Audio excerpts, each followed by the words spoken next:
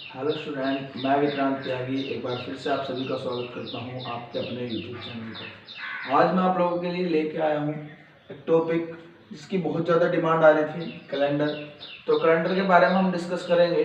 Calendar से related जो भी question SSC, railway, NTPC, group D, CGL, CPO, CHSL, Delhi police, UP police या Haryana SSC, ये कोई भी अदर एग्जाम जिसमें कैलेंडर पूछा जाता है वो क्वेश्चन इससे बाहर नहीं आएगा। जो चीज़ें हम यहाँ पे करा देंगे, हम यहाँ आपको कंसेप्ट और शॉर्ट ट्रिक दोनों चीज़ें कराएंगे। साथ साथ कोशिश करेंगे कि कंसेप्ट या ट्रिक ये बनती कहाँ से है वो चीज़ें भी आपको यहाँ बता दी जाए। तो चलो डिस्कस करते हैं। अगर मैं आपसे कैलेंडर के बारे में बात करूँ, ये पंचांग के बारे में, कैलेंडर को हिंदी में पंचांग बोलते हैं, ये भी एक बड़ा क्वेश्चन है, बहुत बच्चों को नहीं पता होगा। तो जो कैलेंडर आप यूज करते हो जिसमें मंथ जनवरी, फरवरी और मार्च इस टाइप से लिखे हुए होते हैं, इस कैलेंडर को आप ग्रेगोरियन कैलेंडर बोलते हो। ग्रेगोरियन कैलेंडर, ये एक बात याद रखेंगे। ये जीके का क्वेश्चन है, स्टैटिक जीके का पार्ट है कि जो कैलेंडर आप लोग यूज करते हो, इस कैलेंडर को कौन सा कैलेंडर बोलते हैं? तो इसको हम ग्रेगोरियन कैलेंडर बोलते हैं। इसमें तो शायद किसी को कोई दिक्कत नहीं होनी चाहिए। दूसरा कैलेंडर आपको होता है शक संवत विक्रमी संवत वाला, जिसमें आपके वर्ष का पहला माह चैत्र और अंतिम माह फागुन होता है। तो ये चैत्र वैशाख जेठ वाला जो कैलेंडर होता है, ये एक दूसरा कैलेंडर है। अभी हम बात करेंगे इस कैलेंडर की जनवरी, फरवरी, मार्च वाली। तो अगर मैं आपसे बात करूं कैलेंडर में सबसे छोटी इकाई, कैलेंडर की सबसे छोटी इकाई क्या होती है, स्मॉलेस्ट यूनिट क्या होती है कैलेंडर की? तो कैलेंडर की सबसे छोटी इकाई दिन होती है या डे होते हैं। जब कुछ दिन आपस में मिलते हैं तो वीक बन जाते हैं या सप्ताह बन जाते हैं, और जब कुछ सप्ताह आपस में मिलते हैं तो मंथ बन जाते हैं, और मंथ जब आपस में मिलेंगे तो ईयर बनेगी, और ईयर के आपस में मिलने से डिकेड्स बन जाते हैं, और डिकेड्स के आपस में मिलने से आपकी सेंचुरी बन जाएगी। यहां तक किसी को कोई दिक्कत है? यानी कि सबसे छोटी इकाई दिन, और दिनों से बनेंगे सप्ताह, सप्ताह से बनेंगे आपके माह, माह से बनेगा वर्ष, वर्ष से आपके बनेंगे दशक, और दशक से आपके बनेगी शताब्दी। इसमें किसी को मेरे ख्याल से कोई दिक्कत नहीं होनी चाहिए। आप सबको पता है दिन 7 दिन कैलेंडर में होते हैं, Sunday, Monday, Tuesday, Wednesday, Thursday और फ्राइडे और सैटरडे। इन 7 दिनों को मिलाकर ही, इन 7 दिनों को मिलाकर ही एक वीक बनता है। अब यहां पे एक हेडिंग डाल देंगे ओड डेज या विषम दिन। विषम दिन, विषम दिन क्या होता है? ऐसे दिन, ऐसे दिन जो किसी भी कैलेंडर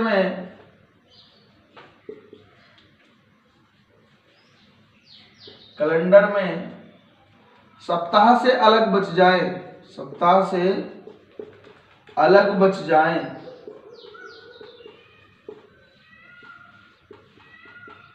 विषम दिन कहलाते हैं।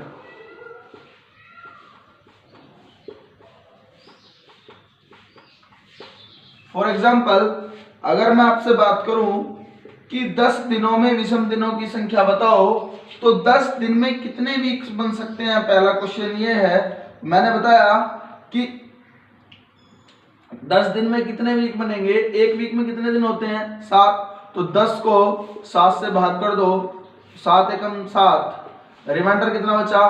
3। तो जो भागफल होगा ये इतना तो आपके बन जाएंगे वीक, और ये जो रिमाइंडर होगा यही आपके होंगे ओड डेज, इन्हीं को आप बोलोगे विषम दिन। एक बार यहां तक का नोट करेंगे। ओड डेज के कुछ और एक एग्जांपल देख लेंगे। ओड डेज के कुछ एक और एग्जांपल देख लेंगे। अगर कोई आपसे पूछे 67 दिनों में विषम दिनों की संख्या बताओ, तो 67 को सिंपली 7 से डिवाइड करोगे, 7 नम 63 यानी कि 9 वीक प्लस 4 ओड डेज। कोई दिक्कत? अगर कोई आपसे पूछे 40 दिनों में विषम दिनों की संख्या बताओ, 7 से भाग करो, 7 पंजे 35, 5 वीक प्लस 5 ओड डेज। इसमें कोई समस्या नहीं होनी चाहिए, बहुत आसान सी चीजें हैं। दूसरा, जब आप डेज को मिला दोगे तो वीक बन जाएंगे, मैंने बता दिया है ऑलरेडी। और उसके बाद जब वीक को मिला दोगे तो बन जाएंगे आपके मंथ। अब हम बात करते हैं मंथ। अगर मैं आपसे जनरली पूछूं कि किसी भी कैलेंडर में 30 दिन वाले महीनों की संख्या कितनी होती है, किसी भी कैलेंडर में 30 दिन वाले महीनों की संख्या कितनी होती है, तो बहुत सारे बच्चों को हिसाब लगाना पड़ेगा या तो गलत जवाब देंगे। एक बार देख लो, कैलेंडर में 3 टाइप के मंथ होते हैं। एक मंथ तो ऐसा होता है जिसमें या तो 28 दिन होंगे या तो 29 दिन होंगे। 4 मंथ ऐसे होते हैं जिसमें 30 दिन होंगे, 30 डेज वाले 4 मंथ होंगे। और 7 मंथ ऐसे होंगे जिसमें 31 डेज होंगे। एक बार देख लो, फेब एक ऐसा मंथ है जिसमें 28 दिन होंगे। अब अगर किसी मंथ में 28 दिन हैं तो इसमें ओड डेज कितने होंगे? 0। और अगर किसी मंथ में 29 दिन हैं तो इसमें ओड डेज कितने होंगे? 1। इसीलिए आप याद रखेंगे, जहां पे भी हम फेब के कोड की बात करेंगे, अगर वो साधारण वर्ष होगा तो उसके लिए 0, और अगर वो लीप ईयर या अधिवर्ष होगा तो उसके लिए 1। ये अधिवर्ष और साधारण वर्ष क्या होता है ये भी समझाऊंगा, फिलहाल में इतनी बात याद रखेंगे। उम्मीद है ये आपका क्लियर रहा होगा कि फेब में 0 और 1 ओड डेज कैसे होते हैं। अब 4 वो मंथ जिनमें 30 दिन होते हैं, तो सबसे पहला 30 दिन का मंथ होता है अप्रैल, फिर आपका जून, फिर आपका सितंबर और फिर आपका नवंबर। अब देखो, अगर किसी भी मंथ में 30 दिन है तो इसमें अगर मैं ओड डेज फाइंड आउट करूं तो 2 ओड डेज होंगे। कितने ओड डेज होंगे? 2। इसलिए याद रखेंगे, ऐसा कोई भी मंथ जिसमें 30 दिन हो तो उसमें उसके लिए क्या कोड यूज करेंगे? 2, क्योंकि उसके ओड डेज कितने होंगे? 2। और ये ना मैं बात कर रहा हूँ 30 दिनों की बात कर रहा हूँ, चाहे मंथ हो वहां पे या ना हो। अब मैं बात करूं 31 दिन वाले महीने, तो ये होते हैं जनवरी, मार्च, मई, जुलाई, अगस्त, अक्टूबर और दिसंबर। ये 7 ऐसे महीने हैं जिनमें कितने दिन होते हैं? 31 दिन होते हैं। अब 31 को आप सिंपली 7 से भाग करोगे तो रिमाइंडर कितना बचेगा? 3। तो ये 3 ओड डेज होंगे 31 दिन वाले महीने में। इस यहां तक ये मंथ से रिलेटेड चीजें थी, इसमें शायद किसी को कोई दिक्कत नहीं होगी। एक बार इतना नोट कर लो। नेक्स्ट डिस्कस करते हैं हम ईयर के बारे में। नेक्स्ट लिखेंगे ईयर या वर्ष। कैलेंडर में 2 टाइप के वर्ष आपको देखने को मिलेंगे। अगर मैं बात करूं तो नंबर 1 आपका होता है ऑर्डिनरी ईयर। ऑर्डिनरी ईयर, इसको आप हिंदी में बोलते हो साधारण वर्ष। और दूसरा जो ईयर आप देखते हो इसको आप बोलते हो लीप ईयर। इसको हिंदी में आप बोलते हो अधिवर्ष। अधिवर्ष। दोनों में क्या अंतर है? अगर मैं बात करूं ऑर्डिनरी ईयर की, तो इसमें दिनों की संख्या 365 और लीप ईयर में दिनों की संख्या 366। आप सब जानते हैं कि लीप ईयर में वो ईयर होती है, या लीप ईयर वो ईयर है जिसमें फरवरी 29 की आती हो, जिसमें फरवरी 29 दिन की हो। अब फेब 29 दिन की है, ये कौन सी ईयर लीप ईयर है या नहीं है, ये चेक करने के लिए हमने चीजें अपनाई हुई हैं कि जो भी ईयर हो, अगर मैं आपके सामने कुछ ईयर लिखता हूं 2012, 1968, 2027, 2022, 1986, 1984, 1866, 2020। अगर आपके सामने ये ईयर लिखी हुई है और मैं इनमें से आपसे पूछूं कि कौन सी ईयर लीप ईयर है और कौन सी ईयर साधारण मतलब ऑर्डिनरी ईयर है, तो आपको करना क्या है कि आप दी हुई ईयर को 4 से डिवाइड करके देख लेंगे, 4 से डिविजिबल करके देख लेंगे, 4 से भाग देके देख लेंगे। जो ईयर 4 से पूर्णतः डिविजिबल होगी वो लीप ईयर होगी और जो नहीं होगी वो लीप ईयर नहीं होगी। अब थोड़ा सा यहाँ पे गणित का यूज करेंगे और गणित में हम पढ़ते हैं 4 से डिविजिबिलिटी का रूल। डिविजिबिलिटी का रूल जो 4 से कौन सी संख्या डिवाइड होती है, तो जिस संख्या की लास्ट की 2 डिजिट 4 से पूर्णतः विभक्त हो वो पूरी संख्या 4 से कट जाती है। ये बात समझ आ रही है? जिस संख्या की लास्ट की 2 डिजिट 4 से कट जाए वो पूरी संख्या 4 से कट जाएगी। तो 4 से 12 कट जाता है तो 2012 कैसा ईयर है? Leap year. 68 कट जाता है तो ये भी कैसा ईयर है? Leap year. 27 नहीं कटता तो ये कैसा ईयर है? Ordinary year. 22 कट जाता है क्या 4 से? नहीं कटेगा तो ये कैसा ईयर है? Ordinary year. 20 कट जाता है तो लीप ईयर। 66 कट जाएगा, नहीं कटेगा। 22 के 66 नहीं कटेगा, 4 से नहीं कटेगा तो ये कैसा ईयर हो जाएगा? Ordinary year. 84 कट जाता है, 21 चौक 84 तो ये कैसा ईयर हो जाएगा? Leap year. 86 नहीं कटेगा तो ये कैसा ईयर हो जाएगा? Ordinary year. मेरी बात समझ आ रही है? मतलब ये है कि कोई ईयर अगर आपको चेक करना है कि वो लीप ईयर है ऑर्डिनरी ईयर, तो आपको कुछ नहीं करना, उस ईयर को 4 से डिवाइड करके देख लो। अगर वो 4 से डिवाइड हो गया तो वो लीप ईयर है और अगर नहीं हुआ तो वो ऑर्डिनरी ईयर है। अब मैं कुछ एग्जांपल्स लिखता हूं, आप वहां बताएंगे कि ये लीप ईयर है या नहीं है। एसएससी में एक बार ये क्वेश्चन आया, एक बार यहां तक का नोट कर लो। क्वेश्चन ये था कि इनमें से कौन सा एक वर्ष लीप वर्ष है? ऑप्शन थे 1600, 1700, 1800, 1900। इनमें से कौन सा एक लीप वर्ष है? ऑप्शन है 1600, 1700, 1800, 1900। बताओ। उम्मीद है सबने करके देख लिया होगा।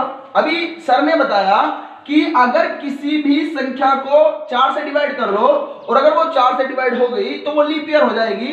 लेकिन एक नोट करके पॉइंट लिखेंगे, शताब्दी वर्ष की कंडीशन में, सेंचुरी ईयर की कंडीशन में 4 से नहीं 400 से डिवाइड करके देखना है। अगर 400 से भाग होगी तो लीप ईयर होगी, अगर 400 से भाग नहीं होगी तो लीप ईयर नहीं होगी। इस कंडीशन में ये लीप ईयर है, ये नहीं है, ये नहीं है, ये नहीं है। बात समझ आ रही है? चलो अब हम बात करते हैं लीप ईयर और ऑर्डिनरी ईयर में दिनों की थोड़ा चर्चा करते हैं, एक बार देख लेंगे। उम्मीद है ये क्वेश्चन आपको समझ आ गया होगा। पहले मैं बात करता हूं ऑर्डिनरी ईयर की।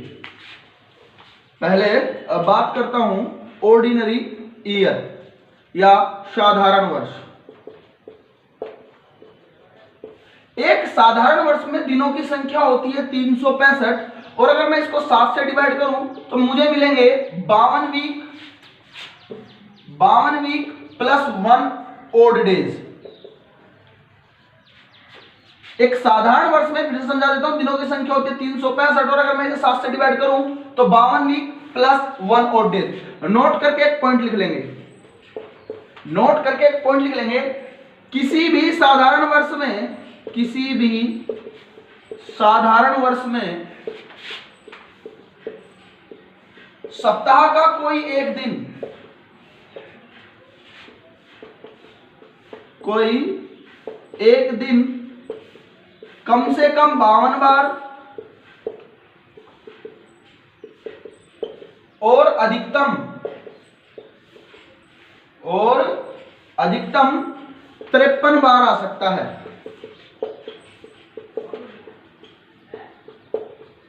किसी भी साधारण वर्ष में सप्ताह का कोई एक दिन अधिकतम 52 बार और कम से कम 52 बार और अधिकतम कितनी बार आ सकता है? 53 बार। डाउट सर वो कौन सा दिन होगा जो 53 बार आएगा?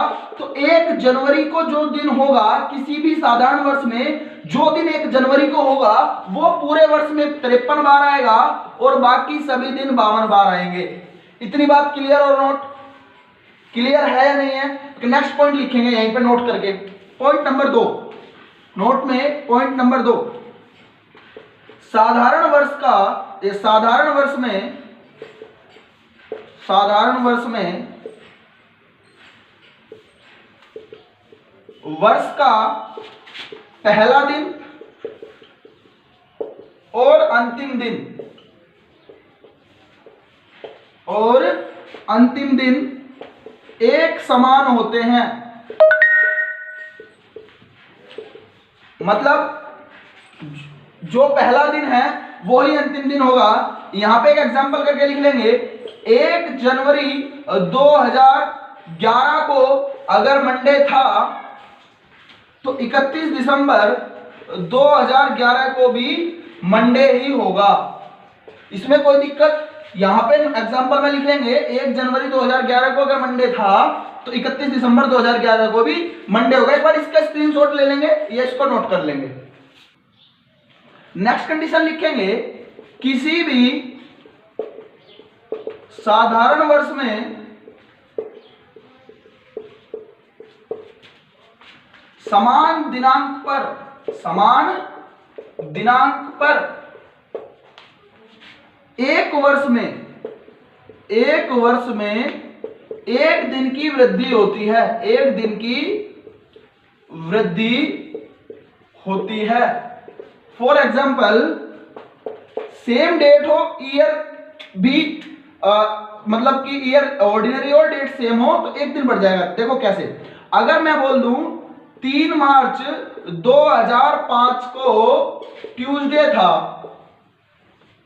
और 3 मार्च 2006 को क्या दिन होगा, तो 3 मार्च समान दिनांक है, यानी कि डेट सेम है। साधारण वर्ष है 2005 2006 दोनों साधारण वर्ष है। एक साल बढ़ा है तो एक दिन बढ़ जाएगा। तो 3 मार्च 2005 का अगर ट्यूसडे था, 3 मार्च 2006 क्या हो जाएगा, वेडनेसडे हो जाएगा। इसमें कोई दिक्कत उम्मीद है यहां तक किसी को कोई दिक्कत नहीं आई होगी। एक बार इतना नोट कर लेंगे, फिर हम बात करते हैं लीप ईयर के बारे में। नेक्स्ट लिखेंगे लीप ईयर, या इसको हिंदी में बोलते हैं अधिवर्ष। अधिवर्ष की अगर मैं बात करूं तो इसमें कुल दिनों की संख्या होती है 366, और अगर आप इस 366 को 7 से डिवाइड करोगे तो आपके बन जाएंगे 52 वीक प्लस 2 ओड डेज। यानी कि क्वेश्चन पूछ सकता है किसी एक अधिवर्ष में विषम दिनों की संख्या कितनी होती है, तो कितनी होगी डियर, 2। नेक्स्ट अगर मैं बात करूं इन किसी भी अधिवर्ष में, नोट करके लिखेंगे, नोट करके, किसी भी अधिवर्ष में सप्ताह के कोई दो दिन न्यूनतम 52 बार व अधिकतम 53 बार आ सकते हैं। मैं रिपीट कर देता हूं, किसी भी अधिवर्ष में सप्ताह के कोई 2 दिन, इस बार एक नहीं है 2 दिन है, कोई 2 दिन न्यूनतम 52 बार और अधिकतम 53 बार आ सकते हैं। ये कौन कौन से दिन होंगे, तो डियर याद रखेंगे 1 जनवरी और 2 जनवरी को जो दिन होंगे ये मिनिमम ये दिन 53 बार आएंगे और बाकी सभी दिन 52 बार आएंगे। 53 बार आ रहे हैं तो मतलब ये 52 बार तो आए होंगे, इसलिए न्यूनतम 52 बार और अधिकतम 53 बार लिखा है। कोई भी 2 दिन, और वो 2 दिन होंगे 1 जनवरी और 2 जनवरी बार। यहां तक किसी को कोई दिक्कत, एक बार इसको नोट करो, फिर इससे रिलेटेड कुछ पॉइंट लिखते हैं। नोट यहां पे नोट करके पॉइंट नंबर फर्स्ट लिखेंगे किसी भी अधिवर्ष में वर्ष का अंतिम दिन पहले दिन की तुलना में 1 बढ़ जाता है। फॉर एग्जाम्पल 1 जनवरी 2016 का संडे था तो 31 दिसंबर 2016 को मंडे हो जाएगा। 31 दिसंबर 2016 को क्या दिन हो जाएगा, मंडे हो जाएगा। इज दैट क्लियर और नोट? यहां तक का नोट करेंगे या एक बार यहीं से पॉइंट नंबर 2 लिख लेंगे। पॉइंट नंबर 2 लिख लो। पॉइंट नंबर 2 लिखेंगे, किसी भी अधिवर्ष में समान दिनांक पर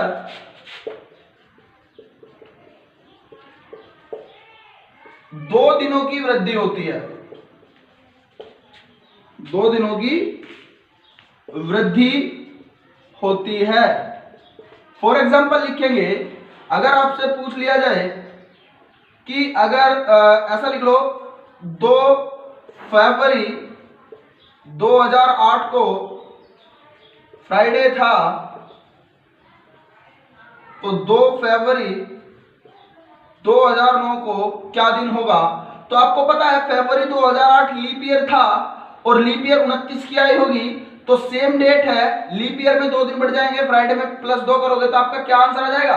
संडे। उम्मीद है यहां तक की बातें क्लियर रही होंगी। एक बार यहां तक का लिखेंगे। नेक्स्ट कुछ एक लास्ट पॉइंट और लिख लेंगे। किन्हीं भी 4 वर्षों में समान दिनांक पर 5 दिन की वृद्धि होती है।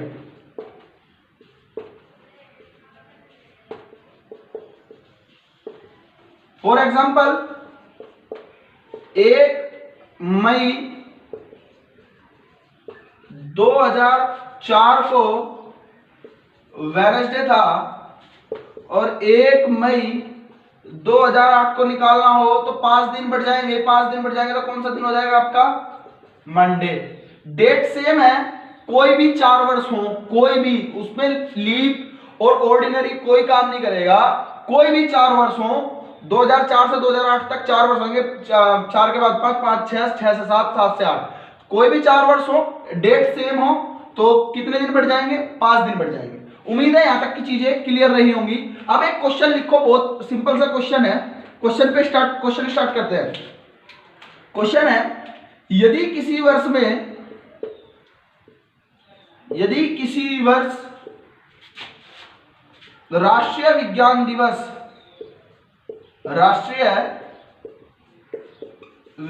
दिवस रविवार को मनाया गया हो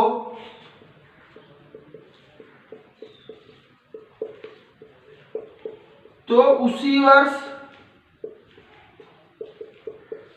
अंतर्राष्ट्रीय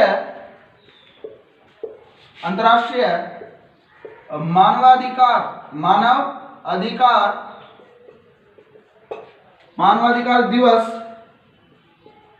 किस दिन मनाया जाएगा?